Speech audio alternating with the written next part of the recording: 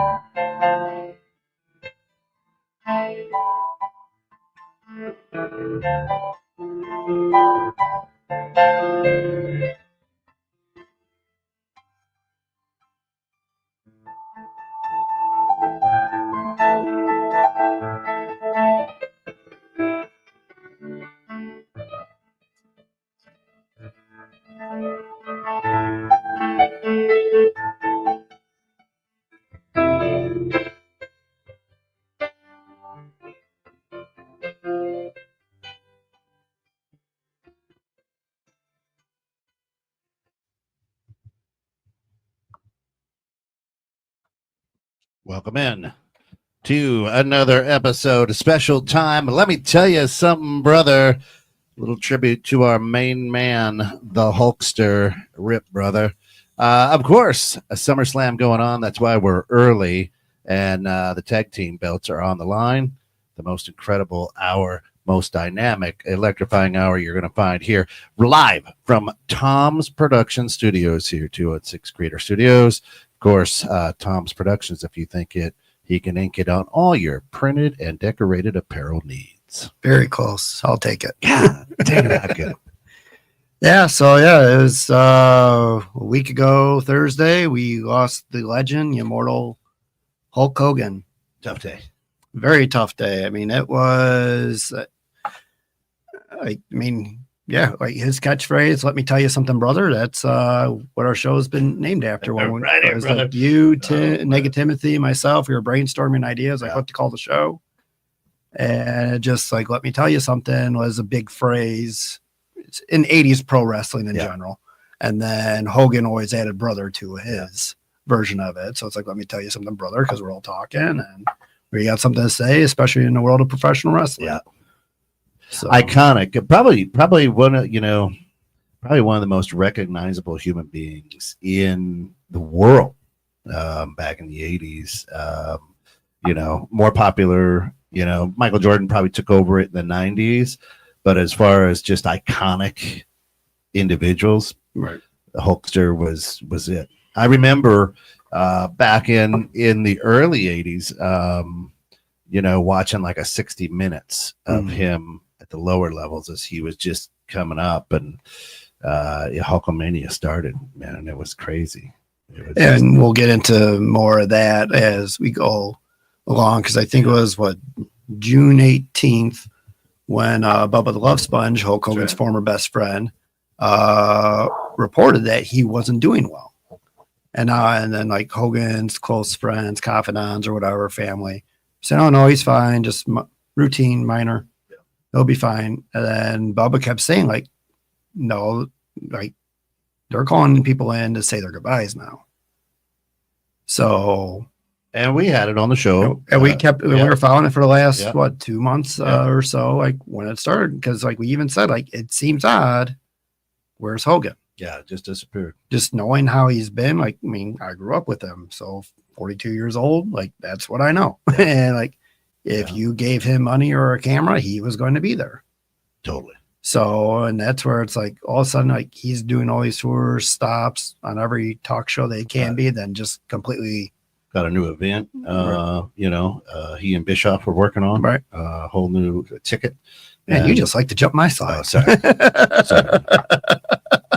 Well, it's just it's been interesting. The wonderful thing I think is, I mean, ESPN even did an incredible tribute to him. So for people who say wrestling isn't sport, guess what? When ESPN does a tribute like that to him, amazing. And like I would say, he was the first sports entertainer. Oh yeah, 100%. I mean, that 100%. Was like, he is number one on pretty much everyone's Mount Rushmore, whether you love him or hate him. Yeah, I mean, Ric Flair was there, right? But Rick didn't hit it like the Hulkster did. Because Rick was still kind of in that southern Georgia area a little bit. That's where he made his popularity. Right. Hulk went worldwide right now. Yeah. So back to Bubba, where it was June 18th is when he reported that he was having heart issues. And there was complications that ended up happening to his neck fusion. So for my listening to Bubba the Love Sponge radio show, podcast, whatever, he was saying that within 72 hours of the initial surgery is when he went back on the road to hotels, doing interviews, talk shows, or whatever, acting like nothing was wrong, was not wearing a neck brace, was supposed to be bedridden for 6 weeks to allow the bracket to harden. So the doctor that Bubba had on a show said what happened is pretty much it was just mush. It never solidified, and that brackets were broke. That caused more complications, which I don't know if allegedly, I think that's what punctured his esophagus. That was causing then like he wasn't able to talk and stuff. And then, so pretty much I want to say he was transported out of the hospital that Sunday of the week he died during the middle of the night. Yeah. And like they pretty much had like hospital bed and all stuff at his house. So the sign right there that looks like is a hospice kind of situation, because that's the only time they ever do that kind of thing. Right. And then it was a Wednesday or night or Thursday morning is when the more complications arise. And then he had the heart attack Thursday morning from all the stress and whatnot. And I think Bischoff ended up saying too, where, I mean, he was very frail looking, didn't want anyone to come see him because everyone's used to seeing him as this big bulky guy. And because he lost so much weight and muscle mass was not the same. Yeah. And Eric, to his credit, would be like, he knew that Hulk liked the hunt for the next job, the next promotion, the next big deal. And That's what He and Bischoff were tight. they were very tight. Yeah. A little too tight that maybe wasn't the best for Hulk. Right. Because I mean he knows how to make deals. Yeah. But also Bischoff is known to be a liar. So yeah. And let's see, on August 1st was declared Hulk Hogan Day in Florida. It's going to be every year. Every year. Yeah. Every year, that's what's going to happen. I don't know who's out there in my hallway right now. Probably grabbing stuff. It's the ghost. Or they're just trying to annoy me right now. That was it. Anyways, yeah. So then, with that being August 1st, his birthday is actually August 11th. Okay. But what I mean, for Ron DeSantos for Florida, I mean, because Hulkster was down in Tampa, and did a lot of stuff down there in Florida, so that's pretty cool. I mean, that's his homie is the biggest one in Clearwater. Yeah. And back to Bubba the Love Sponge, where he's kind of shocked there's not an full autopsy being done to find out that there's more, because it also turned out that he had leukemia and blood cancer. No things are coming. That was not that no one knew. Maybe Hulk knew, but apparently he had to port it in for dialysis for his kidneys. So he's going downhill fast. Yeah. So yeah, and as you said, Kent, before, the Rio American Freestyle Wrestling is still going to be going on with Kurt Angle as the announcer. Bischoff is still going to go full proceedings with that. That's not a bad guy to fill the spot. No. Yeah. And the restaurant across the street, their bar from Madison Square Garden, still. Holy crap. What was that, brother? Oh, that might have been Alex. Oh, that was Alex popping it. Holy crap, that hurt my ears. Oh, I'm here. Let me fix up my mic.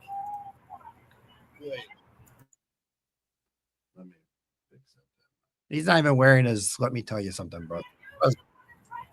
Can you guys hear me?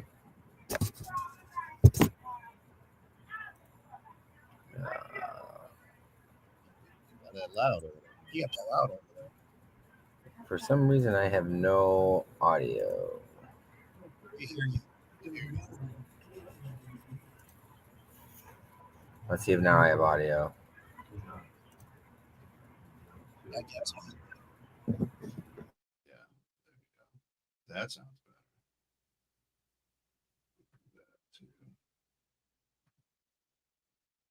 better. All right. There we are.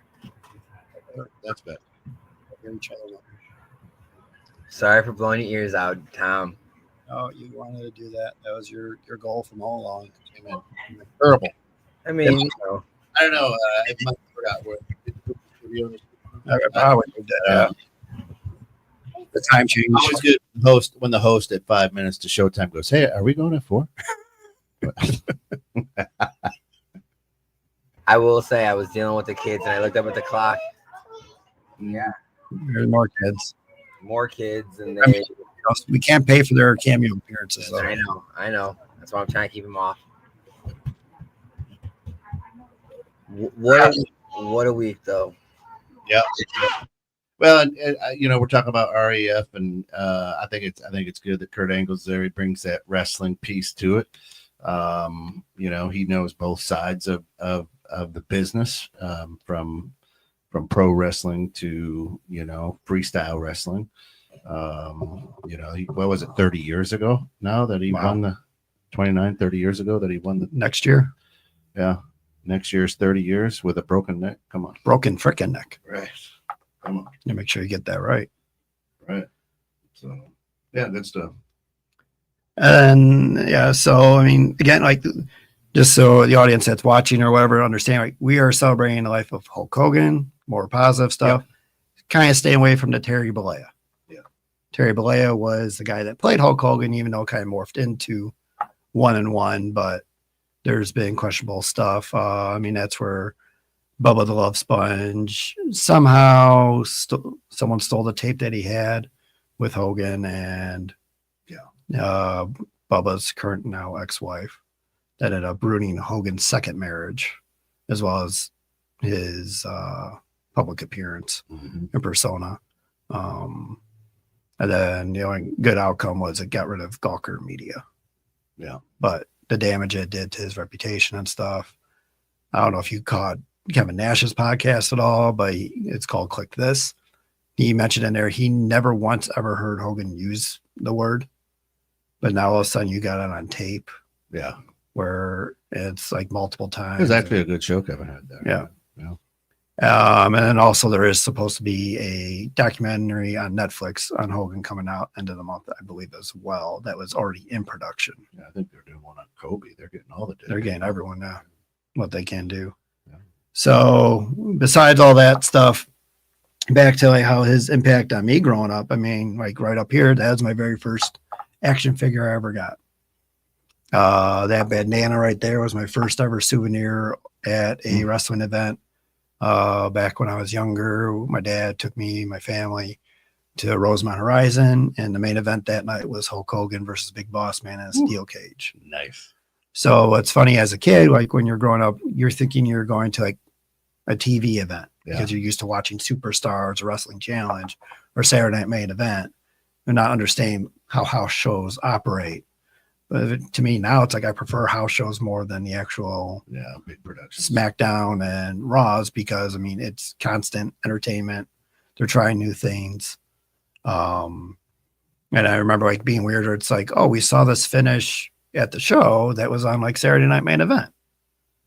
So it's like them rehearsing it, but still like I was talking to my brother Art about it the other day, and he was like, just the aura that Hogan had when he came out and the energy the place once Real American hit and then doing the Hulk up and getting the crowd back into it at the end of the show. That was just something that is very hard for most wrestlers, especially today, to do. There's only very few that have that aura. It's The Rock, Stone Cold, right now, Roman. Yeah, probably. But Seth. I don't know about Seth. I wouldn't put him up there yet. People well, for a minute there, of course, Jay, Oos was with his yeet. Right. I mean, they were flash in the pan. Right. But, I mean, they were not sustainable. But I mean, I would say Cena. I don't know if it's not choppy, but Cena was one of those characters too. Yeah, and Cena was the next Hulk Hogan 2.0. He's the greatest of all time. So we never got that match. I think they dropped the bomb. Yeah. The ball on that 20 years ago. Yeah. When they had an opportunity. Instead, they had him like job out to Triple H and get squashed by Brock Lesnar. And his final WWE match was actually against Randy Orton. Yeah. That was his final WWE match. Was against They Randy. brought that up on night one of last night. So wasn't it at SummerSlam or no? It was at SummerSlam, yeah. So, yeah. So, your fun stuff with the whole Hogan thing was, I mean, he was big with ads and marketing and all. Like, I just remember in the 80s being a kid, there was the Hulkamania workout set and the actual Hulkamania vitamins that you're supposed to take after doing your workout set. I don't know if Alex, did you ever see any of that stuff, or was that Pat? Oh, so that was before me, but like my first instance of I knew who Hulk Hogan was, but like my earliest remembrance of him was when my dad owned a video store, and the guy brought up marketing for Mr. Nanny. Always jumping the slides. That was 93, so that's my earliest. I'm 90, February of 90, so like even like the whole like Jordan and stuff, but like that was like my first like memory of Hulk Hogan was movies. And then when I got into wrestling late 95, actually no, early 95, like having that be that bridge of like, oh, this guy I know from outside of wrestling kind of made me a fan, of him. And then it was just, it was the floodgates was opened at that point, and here I am now, 35 years old, still talking about wrestling with a bunch of great people in our community. So yeah, I remember when Yeah, I've got it so low because he's so loud. Yeah. Otherwise, our ears All blown right. off. I remember when those Hulk Hogan vitamins came out because that was the big thing. Say your prayers, take your and then you're like, hey, these are Flintstone chewables Yeah. in the shape of Hulkster. But he was I got kids to eat their vitamins though. Yeah, it did. It did. But then he had the 24-inch pythons, right? When he first came on the scene, that was the thing, was his biceps. He had 24-inch pythons and his arms were massive. And that started, I think, a whole era of people getting into the gym. Right. And weightlifting and just getting after it, And he was he was the mainstream wrestler that looked like the action figure. Yeah, for real. So the other stuff I remember him doing too is the right guard deodorant. Mm-hmm. Anything less will be uncivilized. And there'd be like a video commercial of him like painting like Bob Ross. Yeah. And then later on he tried to do the Thunder Mixer, where that was his response to the whole George Foreman grill. Yeah. Because apparently he passed on the George Foreman grill and lost so much money on that, and then try to jump on the blender, which for me, like Hogan with the blender is not a bad sell with all the protein shakes and stuff. I just don't think they marketed right. Yeah. And now it's like a little shark. Yeah. Yeah, but marketing back then, like he was I can't think of another athlete that did it. I mean, Jordan, he didn't really market. I mean, just think about like Muhammad Ali at the height of his career. I think the only thing that he ever marketed was like a cigar, if I recall. And like Hogan, just like almost everything that he could slap his name on, he almost did. Yeah, it was usually once they were retired athletes, they weren't really right. That's where they else at the time. That's where you had O.J. Simpson hopping over, suitcases in the airport. Hertz rent a car, whatever. And then that's where, because of his mainstream media, we had it where, yes, he was in Rocky 3 as Thunder Lips. With that whole situation, how that evolved. Best porno name ever. So, yeah. Oh, mine was Vanilla Thunder in one of the dating apps. It was a tribute to that. Maybe I should have done a Vanilla Thunder Lips, but so that was 82 ish when Rocky 3 came out. What happened there? He was originally with Vince McMahon Sr. with a WWF at the time, 3 W's and an F. Mm-hmm. Wanted to make movies. Vince did not want him doing that at all, or Vince Sr. did not want him doing that at all. He's like, well, I have this opportunity of a lifetime to work with Stallone. I'm going to go do it. And he went bet on himself. The PR he was getting from that movie started getting his stardom to rise. And that's when, around the time where Vince Jr. ended up buying the WWF from his dad, Vince Sr., and got Hogan back to be the face, even though in the one documentary Netflix said it was about Dusty Rhodes was the first choice. But I mean, when you look at Hogan and Dusty, who's more marketable?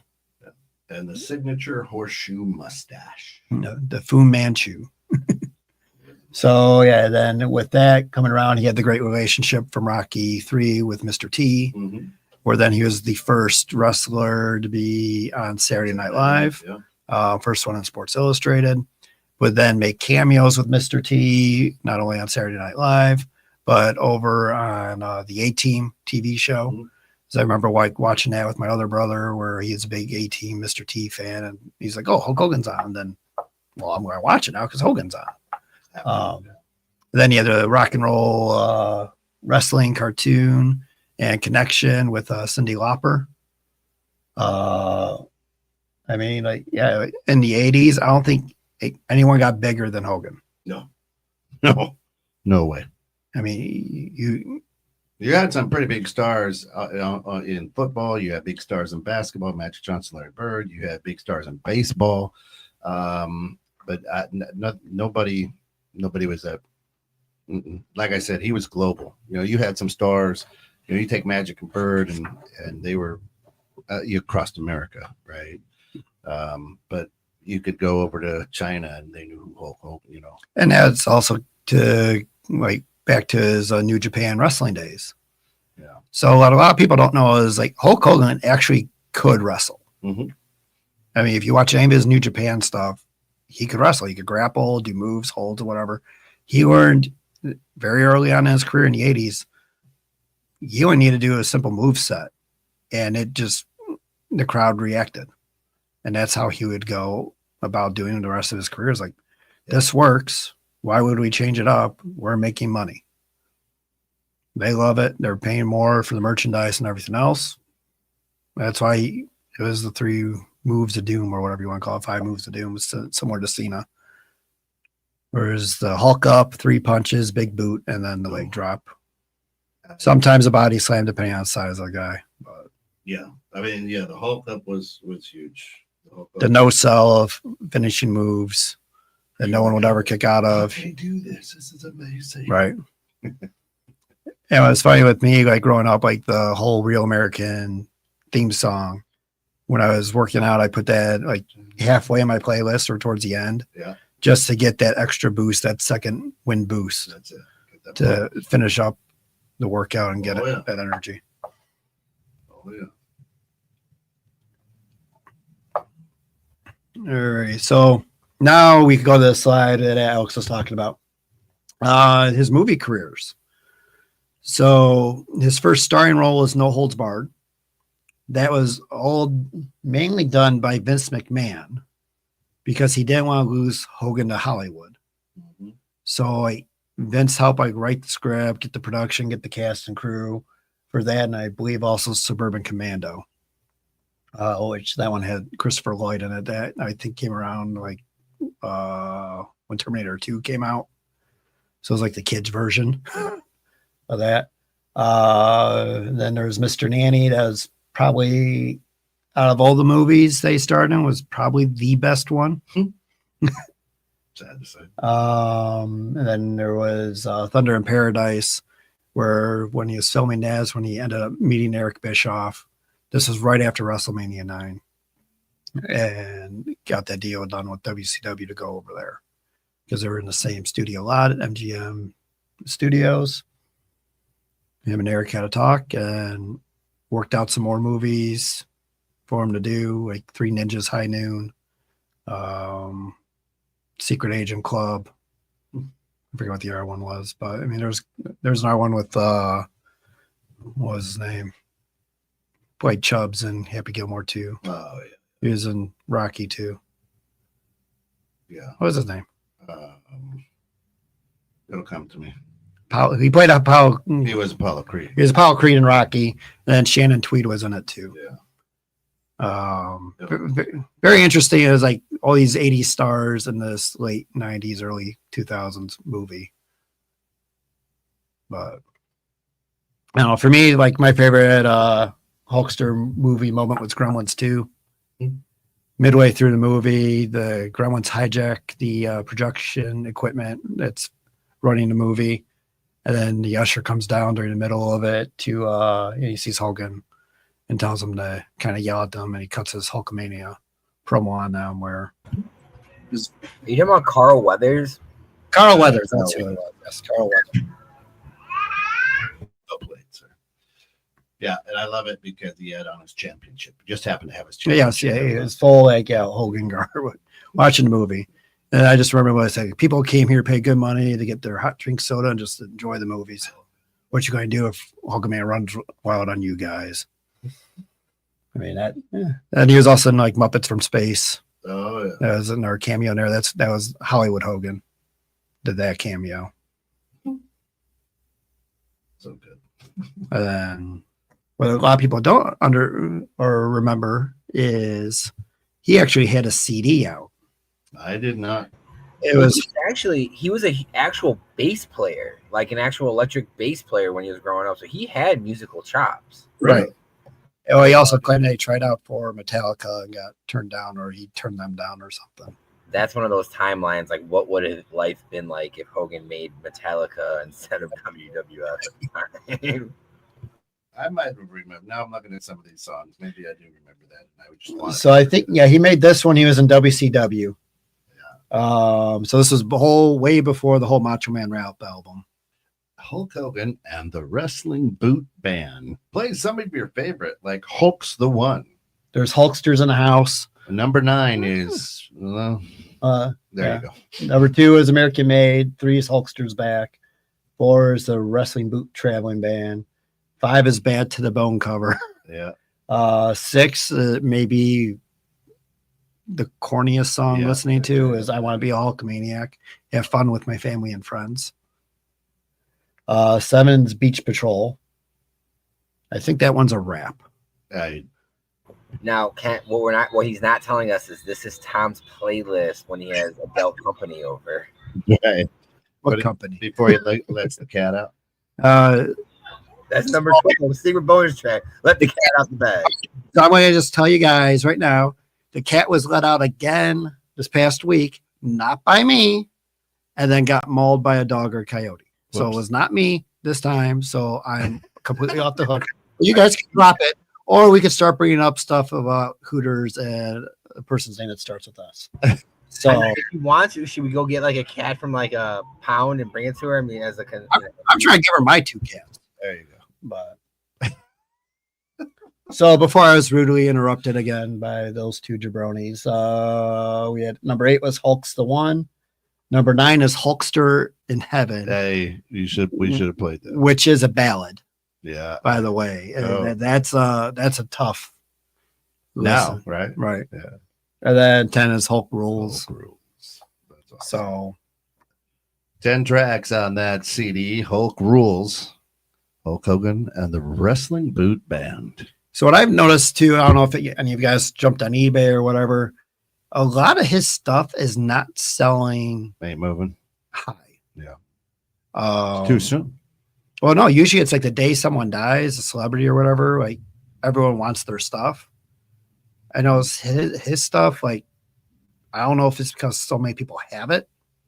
Could be. There's my a lot of guess. it out there. Right. Because he's the most mass-produced wrestler ever with merchandise. And, I mean, he started the whole merchandising thing with T-shirts and action figures. It depends what you got, probably, right? So I remember, like, every series of the action figure, whether it was series 1, 2, or 3, like, they had, like, a Hulk Hogan variant. Mm-hmm.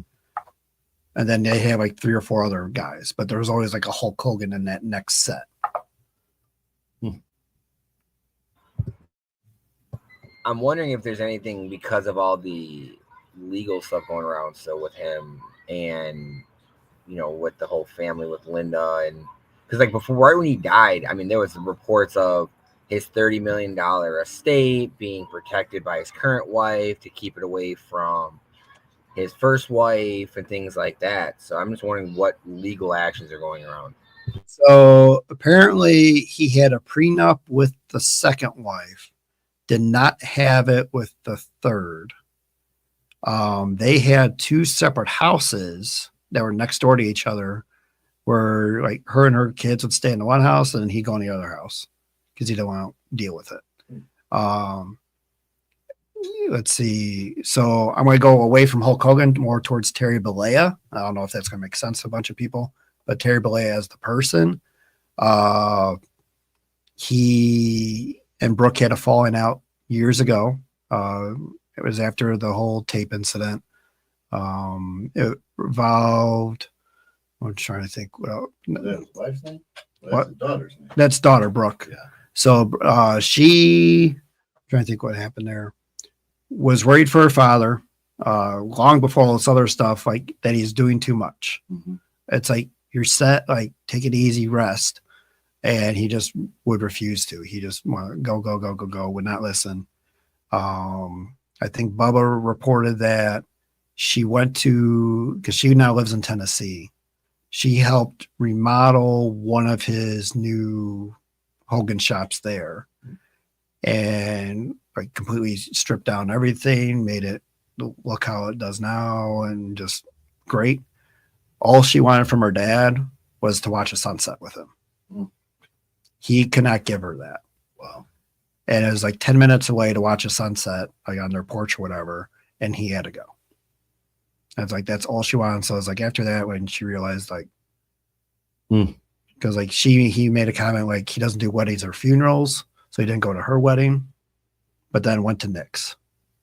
Was best man at Bubba's, but couldn't be there for her. So Brooke has pretty much said like wanted nothing to do with him. I mean, yes, she's upset at her dad is gone. Wishes it could have been better. He never went to see his grandchildren. She had twin girls, I believe. One's middle name is Jean, as a tribute to Hogan because his middle name is Jean.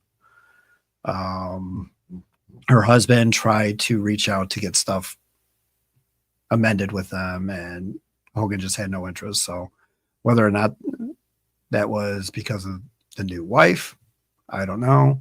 He also did have an affair with one of her best friends, Brooke's best friend. So that's where, I mean, they've had a very complicated relationship. WWE did not reach out to bring Brooke in at all.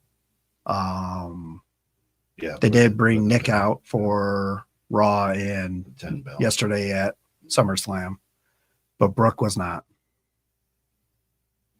Yeah. So yeah, and then his first wife had an interesting statement. Did you see that? I did not. Oh, I know I probably did, and now I just realized I didn't have the other slide in there. Yeah, it's yeah. I loved Terry, but not as much. Or I loved him more than he loved me, or something weird. It was very one-sided to her, trying to lay Terry under the. And I guess he had conversations with Bubba even live on air, like he did not want to be with her. Like he had to do stuff for just to make her kind of shut up. Like he was not happy at all in that relationship. It was weird. And that was the other thing too. I thought I had the slide out in there. I didn't. I had the picture, but not put in a slide. As he had the show in 2005, Hogan Knows Best. Oh yeah, which was his reality show with Brooke, Nick, and Linda. Yeah. I mean, I think that was like for 2 years, and then Brooke went on to have her own 1 year that's show. all when Brooke was trying to get her singing career going. And yeah, I mean, her album wasn't bad, but it just never went to the levels anyone wanted or thought it would. Yeah, but then after that show, like Nick had horrible run-ins with the law, DUIs constantly, like to where that's really burden on Hogan, where Hogan made public statements that pretty much Brooke was Hogan's last name type deal. And Walt says you guys would. I mean, I would love to find out. Wow. Is Megan watching? Slam. And then like Nick was more of the first wife's kind of bloodline, where like he was very trying to get problems and get money, and that's all he cared about. So they're kind of lazy. Yeah. Brooke was a lot like Hulkster, which kind of like shocks me. Like their relationship over the years just deteriorated. So like he brought her into TNA to try to get her over, and they had that whole storyline with Bubba Ray. Other podcasts I was watching about it, like Vince Russo was like a decent human being. It was like, I don't know, like if he just, I don't know, coming of age moment, coming to Jesus moments he's had in his life. Maybe. But like his podcast was pretty good on the whole Hogan situation. He appeared with Bubba the Love Sponge on Pierce Morgan, where they were talking about him. And then there's this third guy that like had like no business being there. I think his name is David Prince. He runs a marketing firm pretty much to get the like celebrities, athletes for autograph sessions. But like just kept on promoting himself and how like he's sober, and like it was very odd. Because Bubba and Vince that really knew him and could tell you stuff, and then you had this other guy where it was more about him, and this is what I do. It was very, very awkward. Weird. So, I mean, for me, like I said before opening up the show, if we did this a week ago, I probably would have been breaking down, crying or whatever. Because like Ric Flair, that was not a good look. No. Oh my God. I mean, that's where, it was like, 11:50 Thursday morning. Yeah. Trying to figure out, like, how does my mom find out before I do? It was the same kind of hit for me. I'm a big Kobe Bryant fan, and when I got a text that Kobe had died, what? It's that first non-belief, and we know, we've been tracking this for a little bit, so you kind of knew Hulk, but at the same time, you're like, wait, what? And you start digging in, and is this true? And let me make sure I check 3, 4, 5 different avenues, and yeah, sure enough, and it was a heavy day. It was a tough day, for sure. And it's Alex, you want to say something? Well, yeah, I was gonna say, that was like the weird thing was like kind of like when I heard the news, I heard it from Megan because I was on a job site and I started looking at other sites, and the only sites that were saying something about it was like Bleacher Report and TMZ, and normally they're pretty accurate, but when it comes to a lot of those things on like especially Facebook, like you never know if it's legit. So like it took me time to like let it sink in, and I just remember saying like, oh wow, Hulk Hogan's dead, and like these people like electricians and stuff were just like, what, Hulkster's dead? Like, and it was weird because like you could tell they don't watch wrestling, but still he had that impact on people's lives where it was like they knew who he was. Yeah, so what, since for 40 years. Oh, the shirt says Hulkamania since 83. So 42 years, right? I'm 56. So I was a kid. You know what I mean? Right. When he came onto the scene. So that's all my life, right? That's 4/5 of my life, And when that gets taken out, there's that piece that goes, whew, wow. And then you start rolling back to, that those 40 years ago. And then you kind of play all those emotions through your head. That's why I say it was heavy, because he was such an icon. So yeah, well, I'll get choked up now, but right. Yeah. So now it's like, remember, like when I did my Facebook post when it happened a few hours after, it took me a while to write it. Sure. And I was just like, okay, I have to stop and recollect and go. For me, it was like another part of my dad died. Yeah. Because wrestling, like I've said numerous times on the show, that was our bond. He was an older dad. I think he was like 41, 42 when he had me. So like we couldn't do a lot of physical stuff, sports or anything like that together. We could fish, golf, and then watch wrestling. And wrestling, because it was on so every so often or whatever, get the pay-per-views, go to his place, watch it. Next night, he like tape Raw or Nitro because I didn't have cable and bring over. Oh wait, Tom breaking the law there. What? Did he have written consent from the WWF at the time for that recording? Yeah, Chess, you can record programs and you just rewatch. You can't sell it. Can't sell them. It's like the NFL. You can't reproduce it. Can't reproduce. Come on, man. All right. But yeah, and that's like where like, yeah, I remember being a kid when my dad was watching wrestling, like Hulk Hogan would come on, and he had that awe, that aura, and you just were drawn and wanted to watch what he was going to do. And like, he acted goofy and crazy with his Hulk ups, and then like you start seeing him on other shows. So like for me, yeah, I was a Hulkamaniac. Cried when he lost to the Ultimate Warrior at WrestleMania 6. My dad and I wrote a letter to President Jack Tunney at the time that he kicked out, that shouldn't have counted, and all this other stuff. While my other brother, who was a Warrior fan, was all excited and like telling us to eat crap and whatever. Yeah. But if it wasn't for Hogan, it wouldn't allow me to watch and see other wrestlers. Right. He was the gateway to the game. I mean, it's kind of like where Jordan was to basketball. A lot of people, Jordan was their introductory to basketball. Yep. And then when you go continue to watch, like, oh, hey, I like Reggie Miller. I like Dennis Rodman. I like these other guys that go on and evolve. You were Kobe and Shaq. You were Kobe. I don't like the Lakers, so I'm not going to go there. Mentioned? I don't know. But I mean, and that's where, for me, here we go, where we have 44, 45 minutes. Yeah. That's where I got to see Bret Hart. Oh, hey, so 44 minutes, 18 seconds. He's in.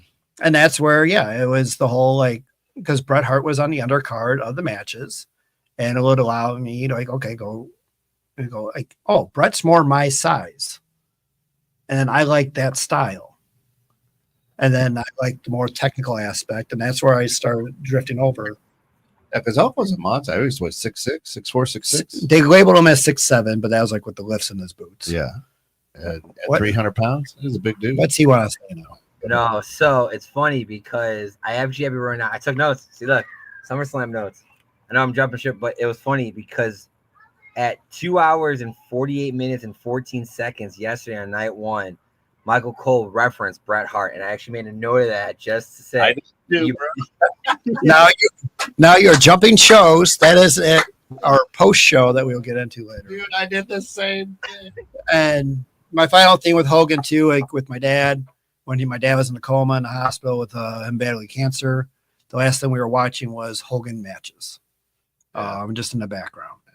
And, I mean, and the cool thing is, right? Like Tim, I know Tim still watches. You guys got to meet Hulk here, little meet and greet. it was last September. Yeah. For his Picture Real with him. American Beer over at Woodman's. Something to cherish. And that was like where I was like, I don't know how much more time he's going to have. Yeah. And when is he ever going to be closer than like 10 minutes from my house? Right. So I know Raymond's Bowl down the road from us is trying to get him to be like they're doing the guest bartender stuff for a while, They but got to shift gears there. so, but like, what? I don't think he's going to show up. No, he may show up here and pull down something. Yeah, he but, might. but I mean, that's where too. It's like right now, like you can't get Real American Beer anywhere in the area. Oh, really? And it is completely sold out. So like I went, like it says it's in stock at a couple Jewels, and I went there and Benny's, and like they're like, I oh, couldn't tell. Is that what Cena and Cody had?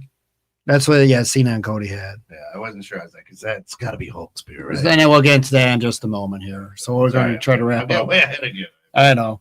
All right. Anything else for Hogan? Or are you guys done? No, I mean, like Hogan. I mean, I remember my brother loving Hogan more. But like I said, that was my first. It was like Mr. Nanny, which got me in down the road.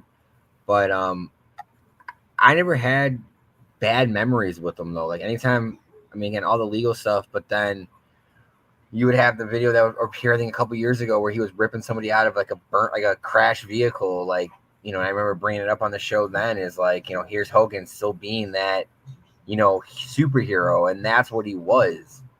And I never knew until maybe a couple years ago about his whole legal actions and the agreements with like Marvel Comics. Yeah. To use the name.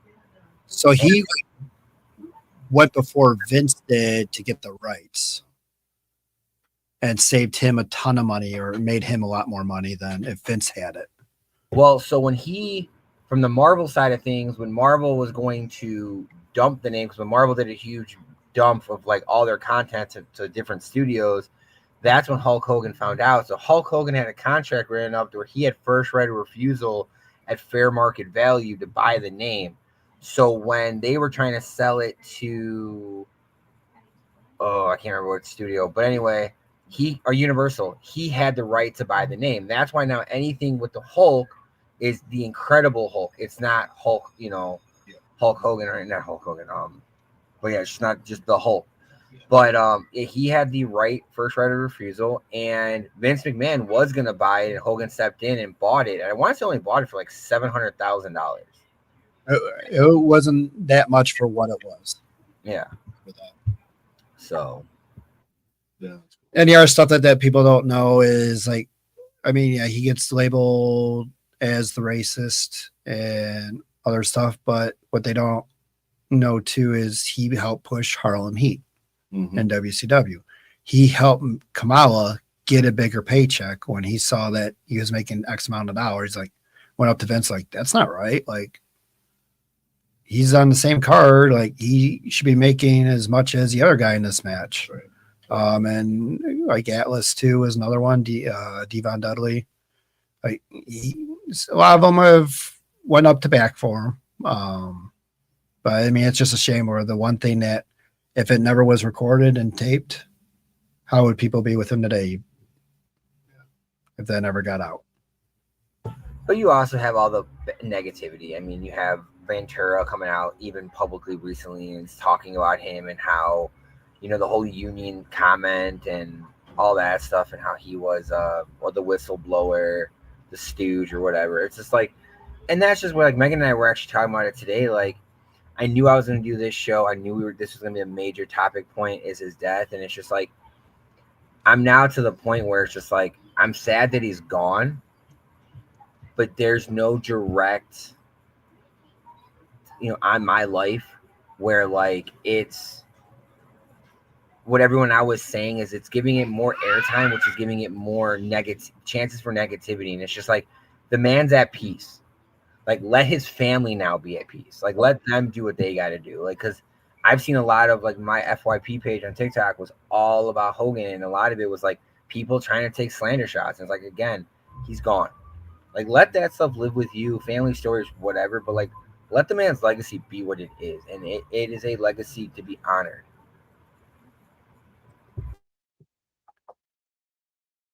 And speaking of that, so, like, his private funeral was late this past week. I don't know if it was like Thursday or Friday.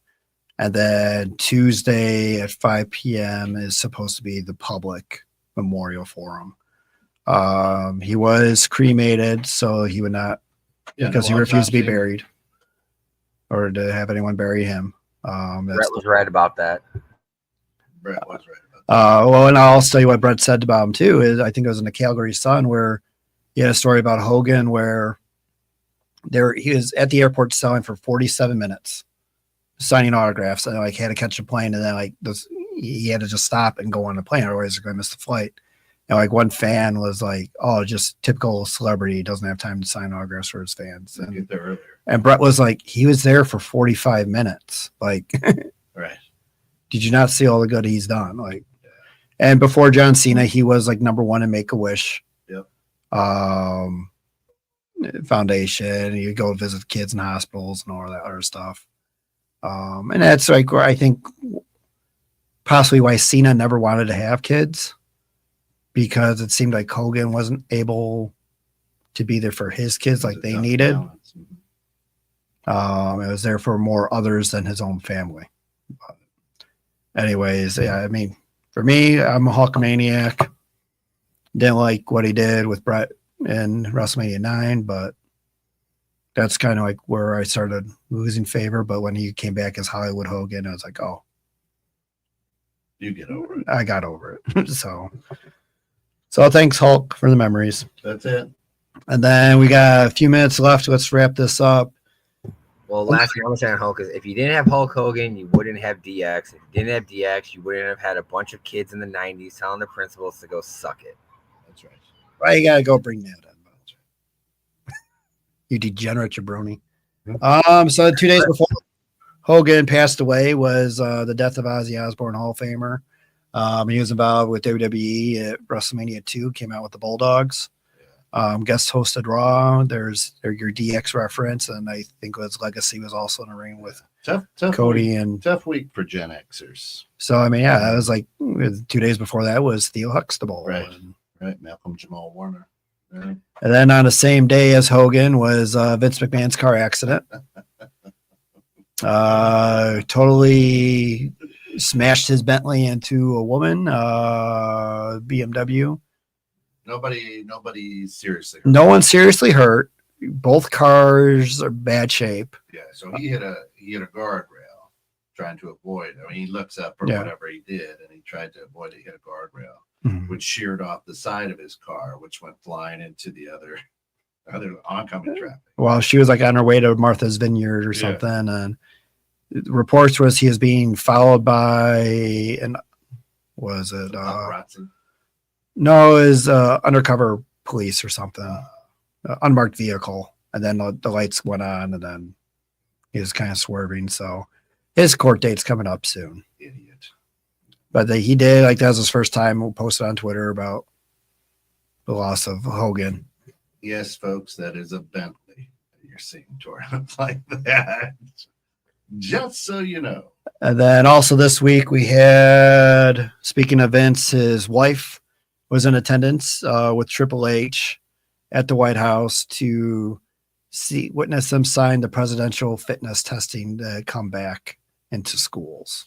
Yeah. And also on that board is Lawrence Taylor from WrestleMania 11 main event. LT. Yeah. I don't know if he snorted coke or anything. Yeah, he probably didn't. But that's where that's at. We're going to skip our game today. Yeah, we'll skip the game. Unreal came out. Yeah. This past week on Netflix. Yep. There's 5 shows there. They are going to be doing another set. I think they said next year. Yep. The first show is The New Era. That is pretty much about the premiere of Netflix. Yeah. I'll just go through what the show names are.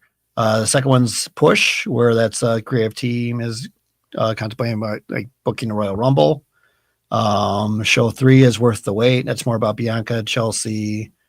Charlotte was Rhea in that one too, I think. 4 is a heel turn about John Cena at Elimination Chamber. And 5 was WrestleMania behind the scenes. Each episode's about an hour long. Yep. For me, like Ken and I were talking in green room, it kind So of you and I were talking in the green room before the show. That's when usually hosts get to the studio. Yeah, okay. All right. Just checking. And that's where, like we were saying, like, I mean, it didn't give you everything. It gave you a little bit more of a taste. Yeah. I don't know if it gave you much more than like the WrestleMania behind the scenes that they've done before, those kind of documentaries, or even like Bret Hart's Hitman. I'm enjoying shows. it. I like, but being a lifetime, wrestling fan, I'm enjoying it. However, like I said in the green room, it's killing kayfabe hard. Well, Triple H has been doing that since the curtain call. And again, and Alex, I don't know if you've seen any, but I'm watching this and I'm like,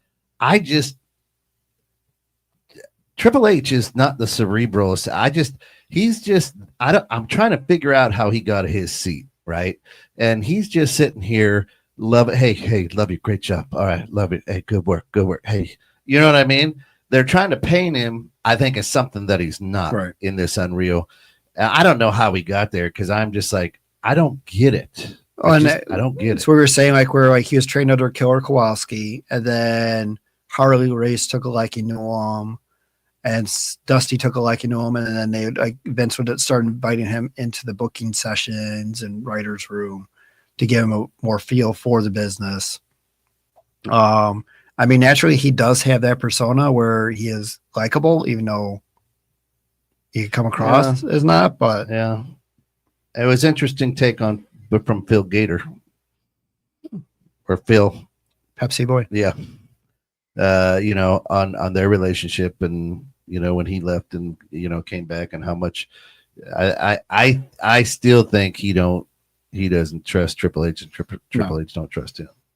And I think we'll go more into it on our next show in 2 weeks. Yeah, we'll go more full detail. But I think it helped Charlotte Flair's reputation.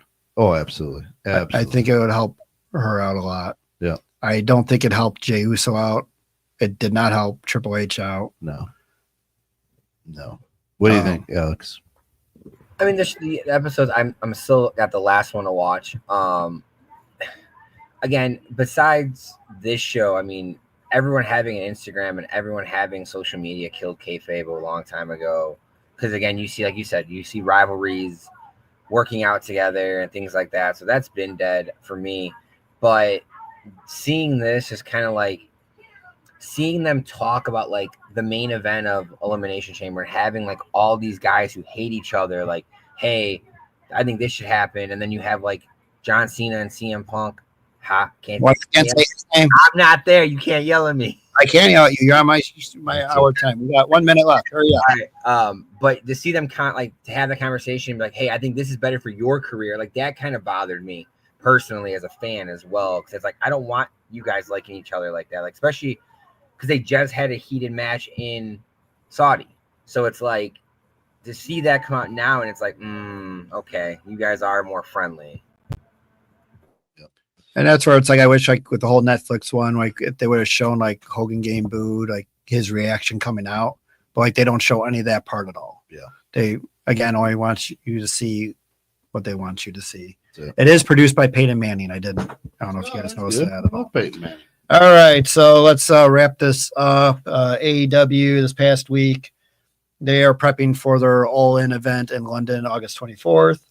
The highlights were Young Bucks versus the Outrunners, that tag team match. The Young Bucks come out to talent name on the card. No music. It's just kind of funny what they're doing with them. MJF is being kicked out of the Hurt Syndicate. Best match was Hangman versus John Moxley. No interference, even though there was some. Darby Allin had a spot where he jumped off the balcony onto Claudio. What doesn't make sense to me is they have this in hour 1 instead of as the main event. And then on Collision, they had Fletcher beat Dustin for the TNT title. So Alex doesn't watch that, so he has no comment on there. Raw didn't miss anything. SmackDown, the big takeaway was Cody and Cena coming in. What I did want to say about this is where Cena is now being a face again. I think what he should have done is he could have acknowledged the whole Hogan thing, have an impact how he doesn't want to be booed anymore. Yeah. And go that route. And then they share the real American beer. Then what they did, like do that little homage. And then like the fans would kind of understand like, oh, Hogan's death impacted him. I know Hogan would want to still be involved in the storyline somehow because that's just how they all wrestlers are in general. I thought he would. And that's where I thought like that would have been a better way to make him a face instead of like, oh, Cody, you were right. Yeah. And challenge me to a street fight. So that's going to be on tonight. The other stuff going on, Speed has been canceled. It has not been on for like the last month on Twitter. So El Grande is the last title holder for that. TNA is getting a TV deal negotiation going on with A&E Network or CW with the help of WWE. I think CW would be a better route for them, but WWE wants them to go on Sunday nights for Impact to be before their LFG show to try to get that better ratings. Cody was in The Naked Gun. Have not seen that movie. We'll probably talk about that next time. Happy Gilmore 2 came out with MJF as Sandler's son, and then Becky Lynch was in there as well as the female golfer, as well as Nikki Bella, where all 20 minutes of her lines were cut. She had like one line in the entire movie, but that's a shot of them two together. Well, Adam Sandler actually came out and was talking about her because he did not like that every time Nikki was on the screen, she was trying to get more screen time. Like her actions were more theatrical and more everything. So he felt like she was trying to upstage the script. So that's why a lot of her minutes were cut. Piss off Adam Sandler. No. You could have got into a lot of movies because he stays true to the people who are in his movies. Right. And then tonight is SummerSlam Night 2. It's starting right now. We will get over there. And then after our show tonight, or after SummerSlam, tune back in. We'll have the live recap with the title belts. Yeah, after night 1, the champions are down by 19. Wow. And the air group didn't even submit numbers. I had to go back and double check. I'm like, wait, did they put them at the bottom of this thing? What's happened? We'll go over after a show. They even left one of the matches out. Oh, right. The start thing I saw is I thought that was like they forgot the match. I was like, all right, are they looking at the right card? Oh, it was hilarious. We gave the list. Anything that does not work for you? Yeah, the whole first night. But anyway. We'll chat about that afterwards. SummerSlam is a different topic. We don't have that on here. Anything that doesn't work for you, Alex? Being remote, but it works right now. I'll be in studio tonight. Don't worry about time. You'll get your fix. You'll show up. Okay. Yeah. For me, what doesn't work for me right now, it's the whole like. I didn't like how Hogan was booed. That Netflix Raw, now everyone's cheering him. It's like appreciate the veterans when they come out. Whether you like them or not, just like they've done so much for the product, whoever it was. When you're a wrestling fan, you're there for the wrestling character, not for that person. Politics out of it. So, all right. Yeah, we got to run. SummerSlam. We'll be back. Another special episode today following SummerSlam for a little double header. Let me tell you something. It'll probably be 8:30 or 9. That's it. So come on back. Thanks for watching. We're gonna run it back. Run it back, Tom. Run it back. Cut his feet.